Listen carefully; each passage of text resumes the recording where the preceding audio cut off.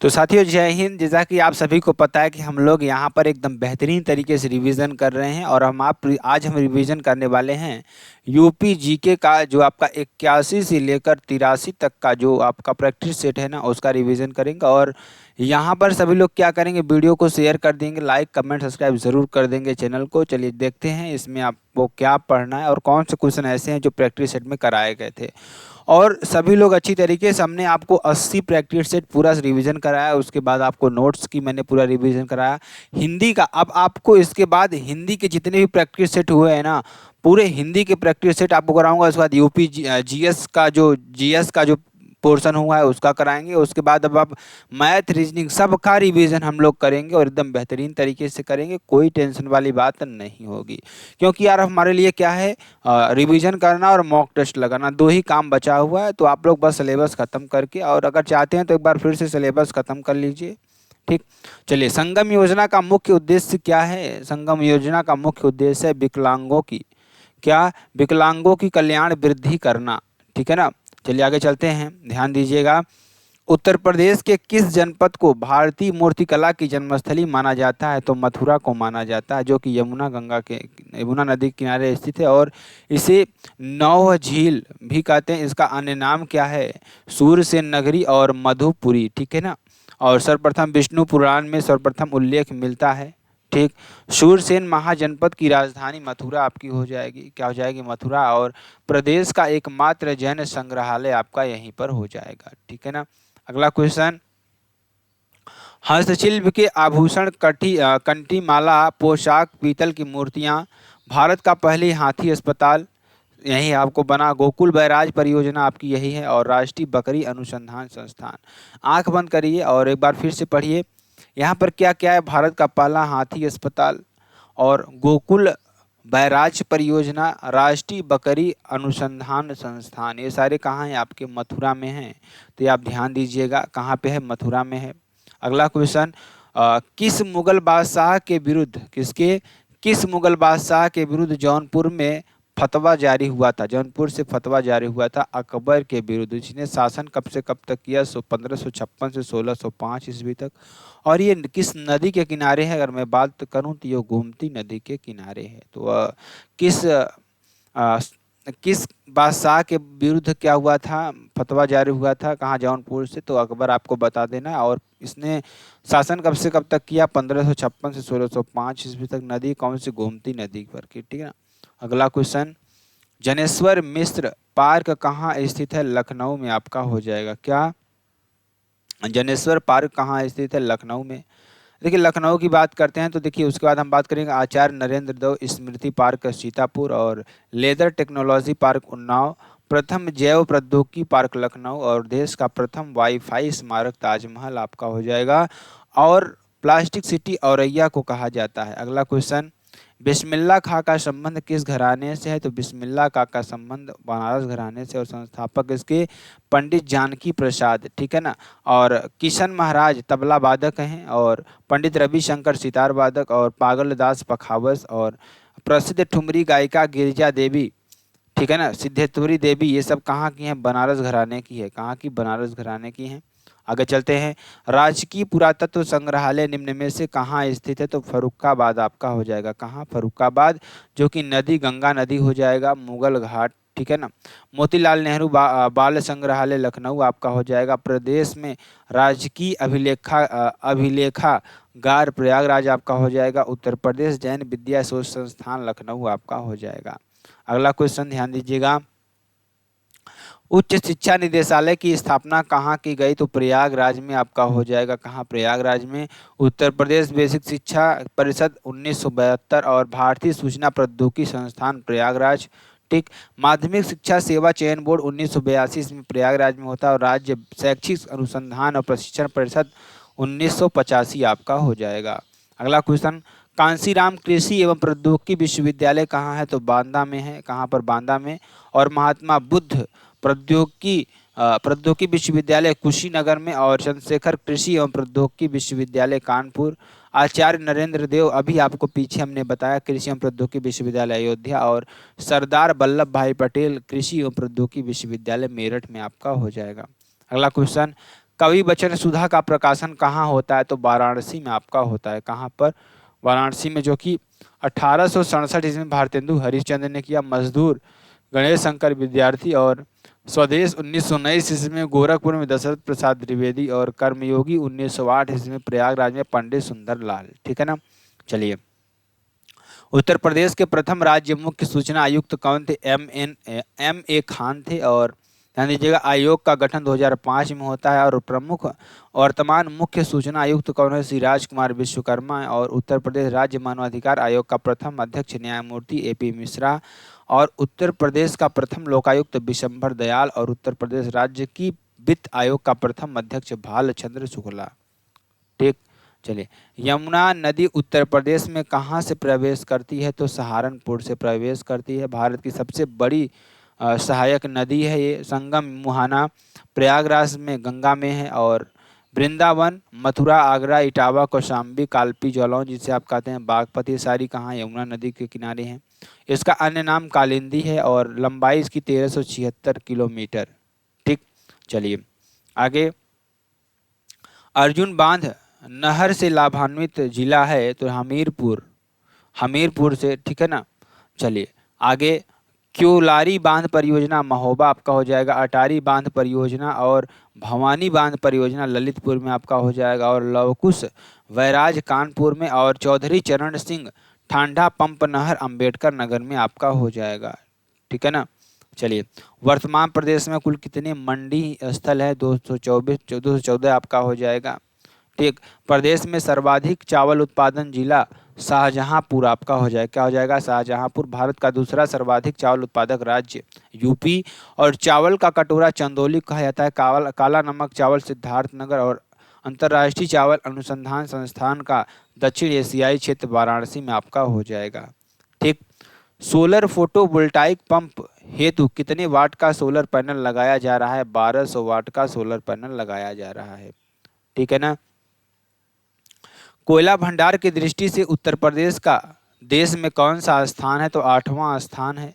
सिंगरौली सोनभद्र कोयला उत्पादक क्षेत्र और कोल इंडिया लिमिटेड। प्रदेश के कुल खनिज उत्पादन में 47% कोयले के हिस्से की हिस्सेदारी है। ठीक है ना।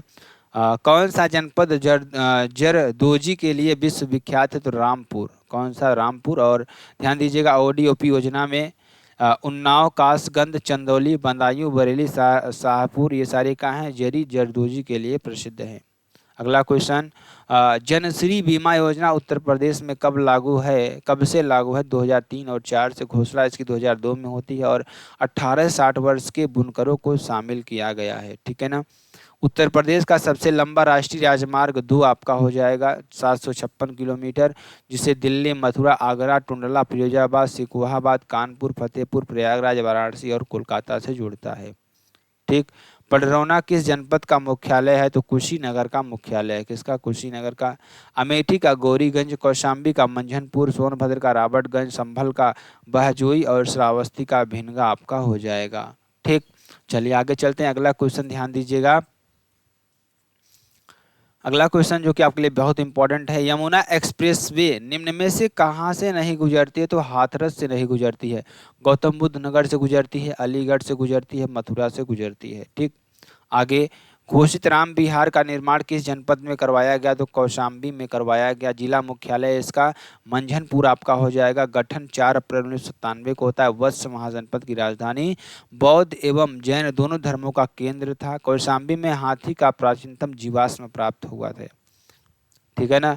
आगे चलते हैं। निम्नलिखित में से कौन बौद्ध परिपथ का भाग नहीं है? तो संकीसा आपका हो जाएगा। रामायण सर्किट आपका यहाँ अयोध्या, श्रृंगवेरपुर, विठूर, संगवेरपुर, प्रयागराज और विठूर, विजयथुआ, महावीरन, सुल्तानपुर, चित्रकूट। ठीक है ना। ये सारे आपके कहाँ हो जाएंगे? रामायण सर्किट हो जाएंगे। और महाभारत सर्किट में ध्यान दीजिएगा, हस्तिनापुर, गोंडा, अहिछत्र, प्रयागराज। ठीक। मथुरा, कौशाम्बी, काम्पिल्य। ठीक, ये आपके हो जाएंगे। मोहम्मद बिन तुगलक ने स्वर्गवासी द्वारा स्वर्गद्वारी किस की स्थापना कहाँ की थी? तो कड़ा में की थी। स्वर्गद्वारी की स्थापना कहाँ की थी? कड़ा में। ठीक। अगला, सैयद सलार मेला आयोजित होता है बहराइच में। कहाँ होता है? बहराइच में। और गोविंद साहब मेला अम्बेडकर नगर। रथ यात्रा मेला वाराणसी। और देव छठ मेला मथुरा। और बसंत नवचंदी मेला लखनऊ। और श्रावणी मेला संकीसा फर्रुखाबाद। फाल्गुन मेला रामपुर। और कटोरा मेला बदायूं आपका हो जाएगा। आगे, रसिया लोकगीत किस क्षेत्र में गाया जाता है? तो ब्रज क्षेत्र में गाया जाता है। किस क्षेत्र में? ब्रज क्षेत्र में। कजरी लोकगीत श्रावण मास में पूर्व उत्तर प्रदेश में। और बिरहा लोकगीत पूर्वी उत्तर प्रदेश में। सोहर अवध क्षेत्र में। और नकटा अवध क्षेत्र में आपका हो जाएगा। ठीक है ना। प्रांतीय हाइजीन इंस्टीट्यूट कहाँ स्थित है? लखनऊ में है आपका। और राष्ट्रीय सांस्कृतिक संपदा संरक्षण अनुसंधानशाला, केंद्रीय औषधि अनुसंधान संस्थान और राष्ट्रीय वनस्पति अनुसंधान संस्थान, ये सारे कहाँ हैं? लखनऊ में आपका हो जाएगा। अगला, कस्तूरबा गांधी बालिका विश्वविद्यालय योजना के अंतर्गत किस कक्षा तक की बालिकाओं को शामिल किया जाता है? तो 5 से 8 तक की कक्षाओं को शामिल किया जाता है। इसकी शुरुआत 2004 में होती है। और माध्यमिक शिक्षा सेवा चयन बोर्ड यहाँ पे 22 अप्रैल 1998 को। और साक्षर भारत कार्यक्रम 1 अक्टूबर 2009। और व्यावसायिक शिक्षा योजना 1989 से 90 के बीच में स्टार्ट होती है। और विद्या वाहिनी प्रोजेक्ट 2003 में स्टार्ट होता है। आगे, तत्वबोधिनी नामक पत्रिका का संपादक प्रदेश के किस जनपद में हुआ था? तो बरेली में आपका हो जाएगा। और इंडिपेंडेंट 1910 प्रयागराज, मोतीलाल नेहरू। और कवि वचन सुधा 1867 में वाराणसी में भारतेंदु हरिश्चंद्र के द्वारा। और कवि हिंदी केसरी 1914 ईस्वी में वाराणसी में गंगा प्रसाद गुप्त के द्वारा। ठीक, चलिए आगे चलते हैं। आगे देखिए, वर्तमान में राज्य व्यावसायिक एवं प्राविधिक शिक्षा विभाग के अधीन कितने इंजीनियरिंग कॉलेज हैं? तो 11 इंजीनियरिंग कॉलेज है। उत्तर प्रदेश में कृषि विश्वविद्यालय 5 आपका हो जाएगा। स्वतंत्रता से पूर्व प्रदेश में विद्यालयों की संख्या 5 थी। उत्तर प्रदेश में केंद्रीय विश्वविद्यालय 6 हैं। और उत्तर प्रदेश में दिव्यांग विश्वविद्यालय 2। और उत्तर प्रदेश में मुक्त विश्वविद्यालय की संख्या 1 आपकी हो जाएगी। ठीक, उत्तर प्रदेश सरकार द्वारा विधिक सेवा प्राधिकरणों की स्थापना कब की गई? 1997 ईस्वी में। और उत्तर प्रदेश आवास एवं विकास परिषद 1966 ईस्वी में। उत्तर प्रदेश राज्य राजमार्ग प्राधिकरण 13 अगस्त 2004 ईस्वी में। उत्तर प्रदेश लोक सेवा न्यायाधिकरण 1976 ईस्वी में। और उत्तर प्रदेश एक्सप्रेसवे औद्योगिक विकास प्राधिकरण 1976 ईस्वी में आपका हो जाएगा। ठीक, हाईटेक टाउनशिप नीति कब से कब प्रारंभ की गई? 2003 में प्रारंभ की गई। ठीक, उत्तर प्रदेश में पूर्व से पश्चिम की ओर बढ़ने पर वर्षा की मात्रा सामान्यतः घटती है। और बंगाल की खाड़ी में पूर्व के नाम से जाना जाता है। उत्तर प्रदेश में कृषि जलवायु प्रदेशों की संख्या 9 आपका हो जाएगा। ठीक, रामगंगा नदी उत्तर प्रदेश के किस जनपद से राज्य में प्रवेश करती है? तो बिजनौर से प्रवेश करती है। इसका उद्गम पौड़ी गढ़वाल उत्तर प्रदेश है। और स्कंद पुराण के मानखंड में रामगंगा की रथ वाहिनी के नाम से जाना जाता है। मुरादाबाद, बरेली, रामपुर, रामगंगा खनिज का 1% सोना रामगंगा नदी की घाटी से मिलता है। ठीक, बाण सागर बांध एवं नहर परियोजना कितने राज्यों की संयुक्त परियोजना है? तो 3 राज्यों की संयुक्त परियोजना है। मध्य प्रदेश, उत्तर प्रदेश, बिहार। सोन नदी आपका यहाँ पर हो जाएगा। बाराबंकी किस खेती के लिए प्रसिद्ध है? तो अफीम की खेती के लिए प्रसिद्ध है। प्रथम अफीम की फैक्ट्री गाजीपुर। और नींबू सहारनपुर व मेरठ। लीची सहारनपुर व मेरठ। अमरूद प्रयागराज और बरेली और अयोध्या आपका हो जाएगा। संतरा सहारनपुर में आपका हो जाएगा। ठीक, आगे चलते हैं। उत्तर प्रदेश सरकार द्वारा लघु जल विद्युत नीति की घोषणा कब की गई? तो ये कब की गई? 2009 ईस्वी में की गई। और रिहंद जल विद्युत परियोजना सोनभद्र में। और खारा जल विद्युत केंद्र सहारनपुर में। और शीतला जल विद्युत परियोजना झांसी में आपका हो जाएगा।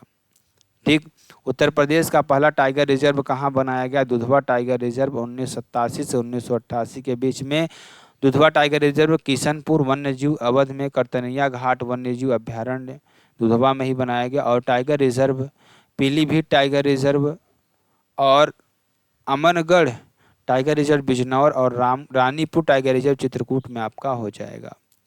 ठीक, उत्तर प्रदेश लघु उद्योग निगम लिमिटेड की स्थापना कहाँ की गई? तो कानपुर में की गई। और उत्तर प्रदेश राज्य के औद्योगिक विकास प्राधिकरण में। ठीक है ना। चलिए, इंदिरा गांधी राष्ट्रीय उड़ान अकादमी उत्तर प्रदेश के किस जनपद में है? तो रायबरेली में आपका हो जाएगा। National institute of fashion technology, rail पहिया कारखाना, समसपुर पक्षी विहार, नेशनल टेलीफोन इंडस्ट्री और मसाला पार्क, सारे कहाँ हैं? रायबरेली में आपका हो जाएगा।